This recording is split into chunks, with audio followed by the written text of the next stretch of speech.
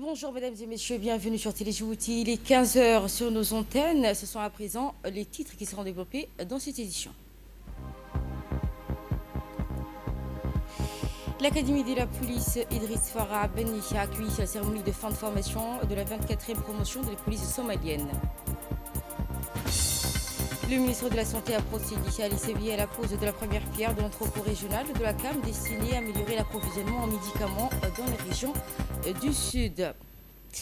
Bonjour à toutes et à tous et merci de nous avoir rejoints sur Djibouti. Le message de félicitations continue d'affluer à la présidence de la République après la brillante réélection du chef de l'État. Le président Guelleh reçoit ainsi les chaleureuses félicitations de l'émir du Koweït, les télégrammes de félicitations adressant ainsi les vœux de succès et de réussite au chef de l'État. Ainsi, son Excellence Palma Guelleh, suite à sa brillante réélection à la magistrature suprême du pays, continue de recevoir des messages de félicitations. L'émir du Koweït, cher Michael Al-Ahmad Al-Jabir Al-Sabah, figure parmi les hauts dirigeants ayant adressé un message en ce sens au président de la République. Ce télégramme est d'ailleurs parvenu simultanément avec une correspondance de même nature émanant du prince héritier du Koweït, du cher Sabah Al-Khalid Al-Hamad. A noter également un message similaire en provenance du président du Nicaragua, M. Daniel Ortega, et de son épouse, Mme Rosiero Murillo, précisant qu'au-delà des chefs d'État et de gouvernement du pays, ses frères et amis, de nombreuses personnalités à la tête d'illustres institutions régionales continuent d'envoyer donc des messages de félicitations au chef de l'État suite à sa réélection. Une victoire éclatante, rappelons-le, à cette élection présidentielle du 10 avril 2026 à Djibouti. L'Académie de la police Idriss Farah Beni a abrité ainsi une cérémonie de clôture de la 24e promotion de la police des policiers somaliens.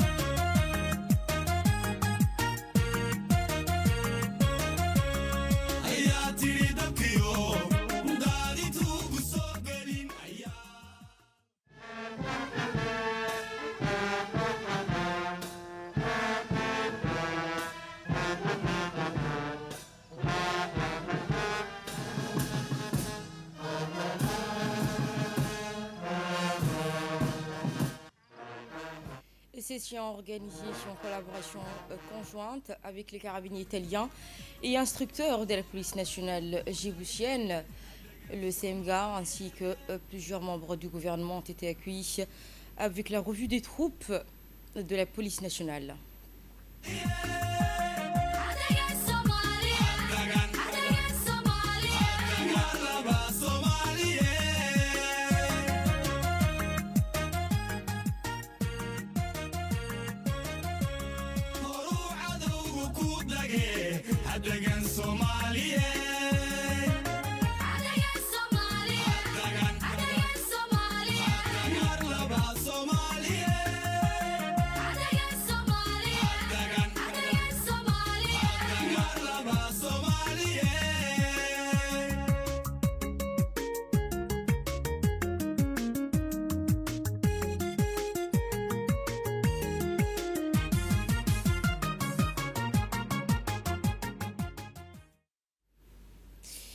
Ainsi, l'Académie de la police Idriss Farah Beni a abrité en ce jour la cérémonie de clôture de la 24e promotion des policiers somaliens, session qui a été organisée dans le cadre d'une collaboration conjointe entre les carabiniers italiens et instructeurs de la police nationale djiboutienne.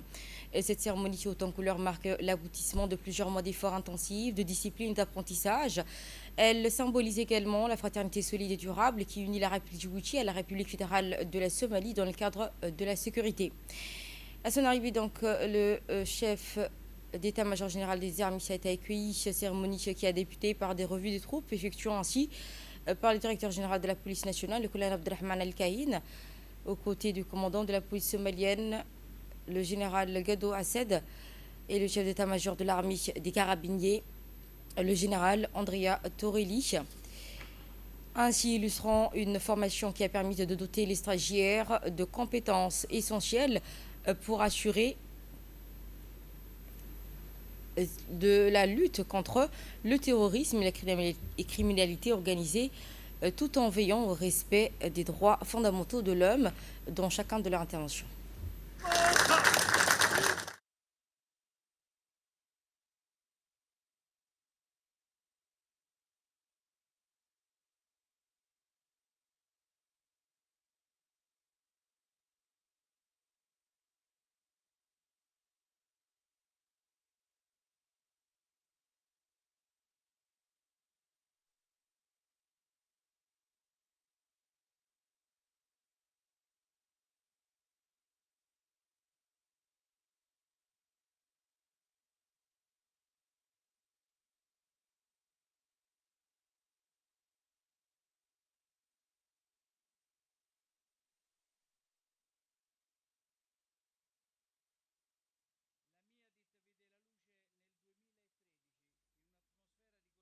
Confidenza e stima reciproca. Je vous propose à présent d'écouter le directeur général de la police nationale, Abdelrahman Al-Kaïn, à l'issue de cette cérémonie de clôture. Votre séjour au sein de l'Académie, vous avez été soumis à une rigueur exigeante. Vous avez acquis des compétences tactiques, juridiques et éthiques indispensables à l'exercice de vos fonctions de policiers. Le métier des policiers est noble. Vous n'êtes pas seulement les gardiens de la loi, vous êtes le rempart de la démocratie et les protecteurs des citoyens. La formation que vous avez reçue ici vous donne les outils pour assurer la sécurité publique avec professionnalisme, lutter contre le terrorisme et la criminalité organisée, respecter les lois, les droits fondamentaux de l'homme dans chacune de vos interventions. Le chemin qui vous attend est exigeant. Vous retournerez dans votre pays à un moment charnière de son histoire. La reconstruction de la Somalie repose en grande partie sur la capacité de ses forces de sécurité et de défense à instaurer un climat de confiance et de paix. Soyez des modèles d'intégrité. Portez votre uniforme avec honneur. Souvenez-vous que la force de la police ne réside pas dans la contrainte, mais dans le respect qu'elle aspire et le service qu'elle rend à la communauté. Avant de conclure, je tiens à saluer le dévouement de nos amis les carabiniers italiens qui, par leur expertise, leur dévouement, contribuent depuis des années à former l'élite de la police somalienne ainsi que nos facilitateurs de la police djiboutienne. Je réitère l'engagement de la force de police djiboutienne sous l'impulsion de son Excellence, le président de la République, Ismaël Omar Guelleh, à rester un partenaire stratégique et un fer d'armes pour la police somalienne. La cérémonie de culture de la 24e promotion de la police somalienne a été marquée par une démonstration des compétences acquises par les stagiaires au terme de leur formation. Devant le ministre de l'Intérieur, les différents chefs de corps ainsi que plusieurs invités de marque, les recrues somaliennes ont exécuté une série d'exercices tactiques illustrant leur niveau de préparation opérationnelle. Interventions simulées, techniques de maintien de l'ordre et manœuvres coordonnées ont permis de mettre en valeur le savoir-faire acquis sous l'encadrement des carabiniers italiens et les instructeurs de la police nationale djiboutienne. Ces démonstrations largement saluées par l'assistance ont témoigné sur du niveau de discipline, de rigueur et de professionnalisme atteint par les stagiaires à l'issue de plusieurs mois de formation intensive. Les instructeurs ont pour leur part mis la cohésion d'équipe et la capacité d'adaptation développée par les nouvelles recrues. Ainsi, fruit d'une collaboration entre Djibouti et la Somalie et l'Italie, cette formation vise à doter la police somalienne des compétences solides afin de mieux faire face aux défis sécuritaires actuels et de contribuer au renforcement durable de la stabilité dans la région. Direction la ville d'Ali-Sébié où un nouveau projet structurant vient renforcer le système de santé national. Dans le cadre du projet de construction d'entrepôts régional dans le central d'achat des médicaments et des matériels essentiels, la CAM, le ministre de la Santé, Ahmed Rabli Abdili, accompagné d'une importante délégation, s'est rendu ce jour afin de présider la cérémonie officielle de pose de la première pierre des infrastructures stratégiques. À son arrivée, le ministre a été accueilli par le préfet de la région d'Ali-Sébié, Abdelmalek Mohamed Bounid Tourab, le préfet de la région d'Ikil, Hassan Abdi, ainsi que le président du conseil régional d'Ali-Sébié, Jalma Kahazen. Plusieurs parlementaires issus des régions du Sud ont également pris part à cette rencontre, témoignant de l'importance majeure accordée à ce projet structurant pour le développement sanitaire. À l'issue de cet échange, la délégation ministérielle s'est rendue à l'hôpital régional d'Ali-Sébié, site retenu pour la construction de l'entrepôt, où s'est tenue une cérémonie officielle marquant ainsi le lancement de ces travaux. À leur arrivée, à son arrivée, le ministre a été accueilli et sa délégation ont été accueillis chaleureusement par le directeur général de l'hôpital, Mohamed Miguel, entouré de l'ensemble du personnel médical et administratif. Les autorités ont également bénéficié d'un accueil enthousiaste des leaders communautaires ainsi que des associations féminines qui ont organisé donc une haie d'honneur ponctuée par des chants et applaudissements. D'une superficie de 300 mètres carrés comprenant bâtiments en R1, cet entrepôt régional vise à renforcer la décentralisation des activités de la CAM. Ainsi, il permettra d'améliorer significativement les capacités de stockage, optimiser ainsi la chaîne logistique de transport des produits de santé ainsi que réduire les risques de rupture en médicaments. Ce projet s'inscrit pleinement dans la dynamique nationale de renforcement du système d'approvisionnement pharmaceutique et de rapprochement des services de santé des populations conformément aux orientations stratégiques du gouvernement. Dans la continuité de cette politique de centralisation, il est également prévu que le ministre de Santé se rende dans les prochains jours à Tadjoura afin de procéder ainsi à la pose de la première pierre d'un entrepôt de la CAM destiné à desservir les régions du Nord. À cette occasion, les autorités locales ont exprimé leur profonde gratitude envers le ministère et le gouvernement sous le leadership de son Excellence Mamar pour la mise en œuvre du projet structurant visant à améliorer durablement l'accès aux soins. Les notables et locaux ainsi que les leaders coutumiers ont avancé donc leur satisfaction.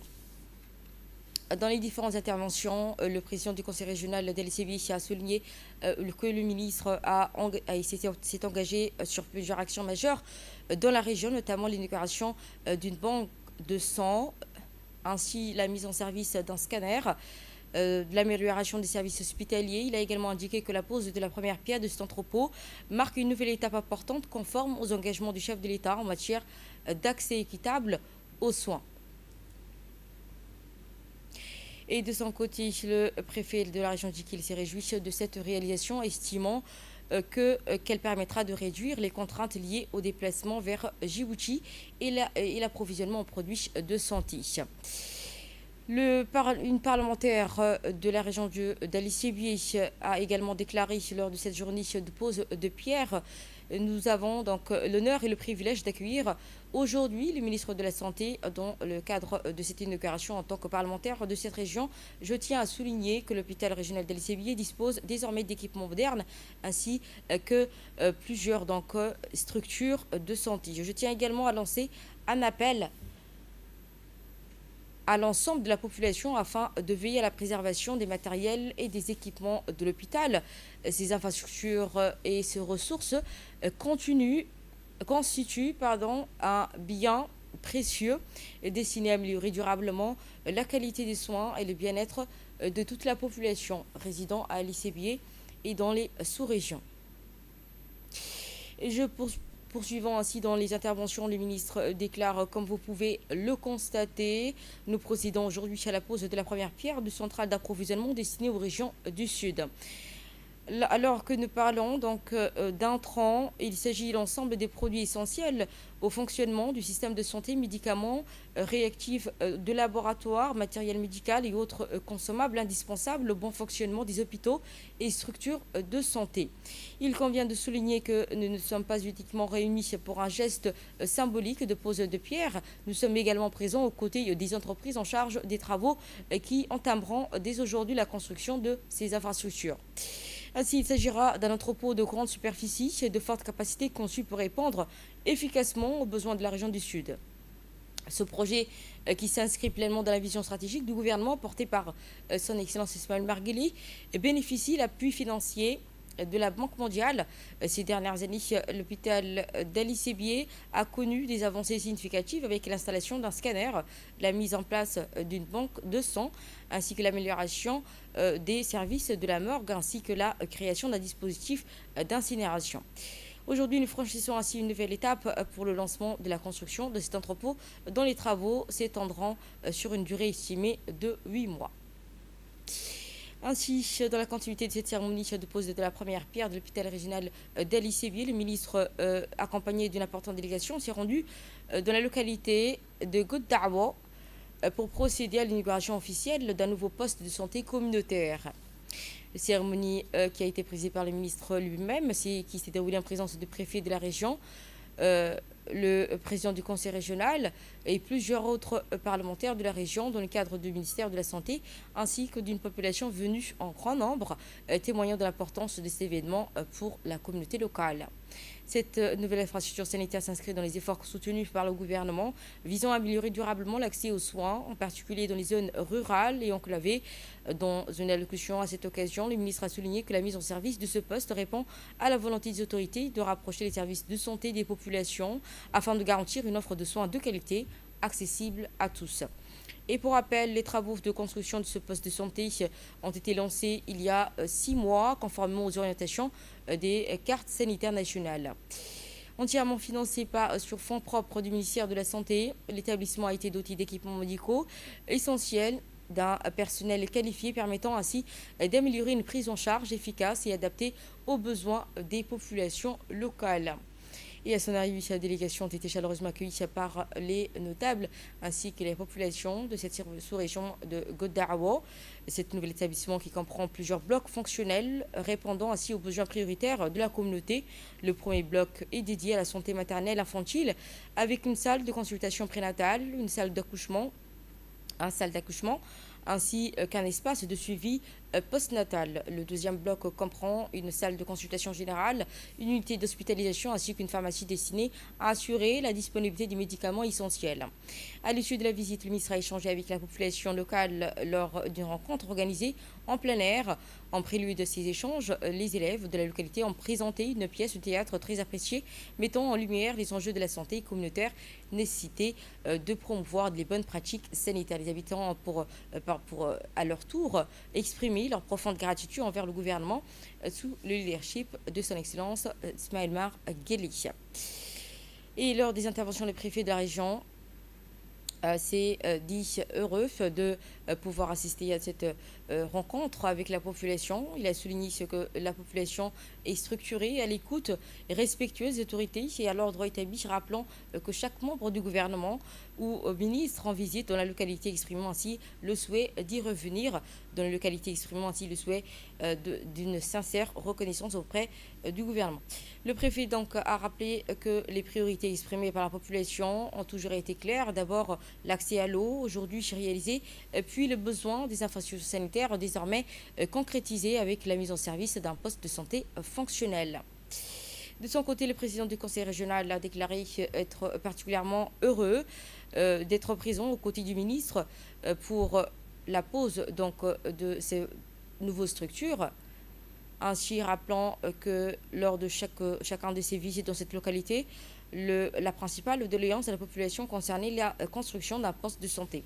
Aujourd'hui, a-t-il souligné que cette attente est devenue réalité avec l'inauguration officielle de cette infrastructure répondant à un besoin réel et il entend exprimer. Il précise que cette réalisation est le fruit des efforts du gouvernement sous l'impulsion du chef de l'État, dont la vision vise à rapprocher les services sociaux de base aux citoyens sur l'ensemble du territoire national. Le président du conseil régional a indiqué également que ce poste de santé illustre parfaitement cette volonté de proximité et d'équité dans l'accès aux soins, qu'il contribuera significativement à améliorer le soin auprès de la population. Et à cette occasion, le ministre déclare que l'ouverture de ce poste de santé est d'une importance capitale pour la population de cette localité. Ce poste de santé constitue un maillon essentiel du système de santé permettront d'assurer une prise en charge rapide de proximité des habitants, notamment les mères, les enfants vivant dans les zones les plus éloignées et des grands hôpitaux.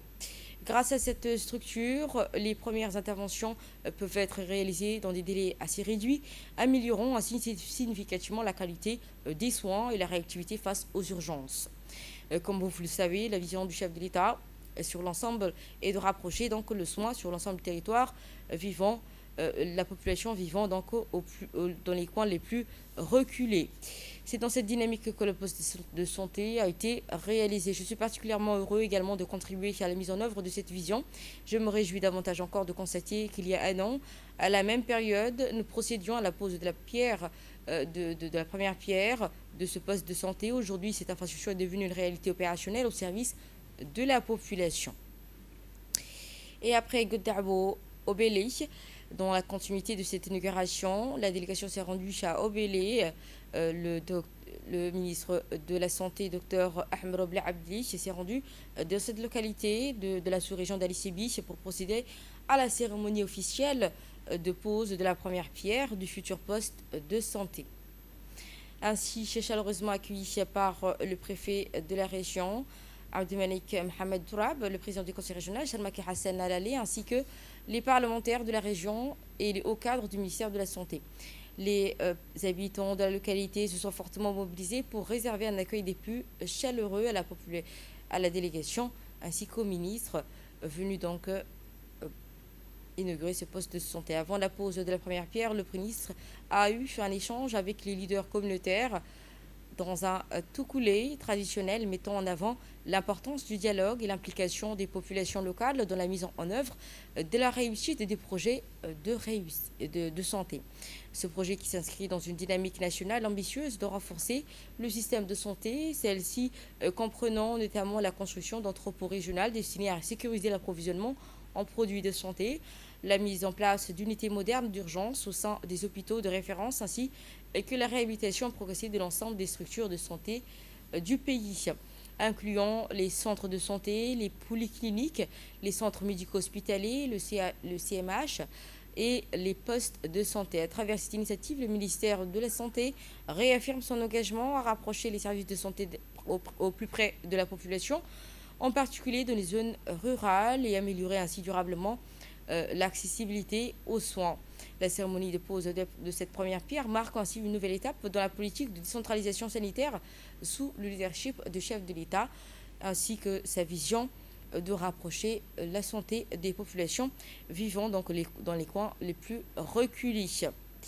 Commémoration du génocide perpétré contre les Tutsis au Rwanda en 1994. L'ambassade de la République du Rwanda à Addis Abeba, accrédité auprès de la République Djibouti en collaboration avec le gouvernement de la République Djibouti, a organisé aujourd'hui la 32e commémoration du génocide perpétré contre les Tutsis au Rwanda en 1994. Placé sous le thème « Se souvenir, bâtir ensemble et se renouveler », ce cérémonie solennelle a réuni la ministre de la Femme et de la Famille, Mounas Maladen, des membres des corps diplomatiques, des représentants des organisations internationales et du secteur privé, ainsi que les membres de la communauté rwandaise à Djibouti, ainsi que les amis de Rwanda, afin de rendre hommage à plus d'1 million de Tutsis innocents brutalement tués en 1994. Dans son allocution, l'ambassadeur Charles Karamba auprès de Djibouti, résident à Addis Abeba, a annoncé donc l'engagement indéfectible du Rwanda en matière de mémoire et de prévention. Il a également déclaré que le Rwanda demeure fermement engagé dans son devoir solennel à protéger sa population contre le fléau du génocide à l'occasion de cette 32e commémoration du génocide perpétré contre les Tutsis en 1994. Paul Kagame, président de la République du Rwanda, nous rappelle « Nous ne pouvons nous permettre de répéter les erreurs du passé et que l'idéologie du génocide continue de se propager dans notre région. Si elle continue, elle a le pouvoir de nous faire tous reculer », a-t-il déclaré en substance. Il a également souligné que le Rwanda a fait le choix délibéré et courageux de placer l'unité au cœur de la reconstruction nationale en privilégiant ainsi la réconciliation à la revanche, la solidarité à la division et le progrès au désespoir des choix qui ont façonné le remarquable parcours et résilience et transformation du pays. L'ambassadeur a par ailleurs mis en garde contre les persistances des discours de haine et l'idéologie du génocide dans la région, souvent propagés par les groupes résidentiels des forces génocidaires, notamment les forces démocratiques de libération du Rwanda, qui continuent de menacer la stabilité régionale et la sécurité du Rwanda. Ainsi, soulignant à cette occasion, l'ambassadeur a donc réitéré sa volonté d'éradiquer ainsi ce fléau. Je vous propose à présent de suivre l'intervention de la ministre qui a participé à cette journée de commémoration de ce 32e anniversaire. En ce jour solennel qui marque le 32e anniversaire de commémoration du génocide perpétré contre les Tutsis au Rwanda, c'est avec une émotion profonde et une gravité renouvelée que je prends la parole. Au nom du peuple de Djibouti et de son gouvernement, Nous partons à Djikil cette fois-ci, la ministre de la Jeunesse et de la Culture, Réoumi Menasoué, accompagnée du préfet de la région, Hassan Abdi Roblé, président du conseil régional, Mahad Hussein, ainsi que des parlementaires de la région, ont donc inauguré officiellement le nouveau centre de développement communautaire du Djikil. La population venue en grand nombre a réservé un accueil des plus chaleureux à la délégation officielle, témoignant de son enthousiasme et son attachement à ce projet structurant, longtemps attendu. Après plus de 10 années de location, de la ville de Djikil se dote désormais d'un CDC officiel, symbole fort de l'engagement des plus hautes autorités en faveur de la jeunesse et du développement local. Entièrement reconstruit, le centre comprend un terrain synthétique, une salle d'auditorium, un espace de formation de nouvelle génération, ainsi un espace dédié à la lecture. Il offrira ainsi un cadre propice à l'épanouissement des jeunes, à l'insertion socio-économique et au renforcement de la cohésion sociale. Dans leur intervention, les autorités ont salué la concrétisation de ce projet et les perspectives qu'il offre à la région. Elles ont également donc appelé la population, en particulier la jeunesse du Djikil, à préserver cet acquis et d'en faire bon usage. Ce nouveau CDC s'inscrit dans la dynamique nationale du renforcement des réseaux des centres de développement communautaire visant à promouvoir la solidarité, la citoyenneté, ainsi le développement durable à travers tout le pays.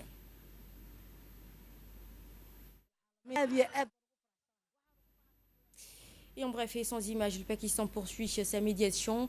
Aucune date fixée pour la deuxième ronde des négociations irano-américaines. Le Pakistan intensifie ainsi ses efforts diplomatiques afin de réunir les délégations des États-Unis à l'Iran à Islamabad, encore une fois, dans le but de relancer la deuxième session des négociations entre les deux pays.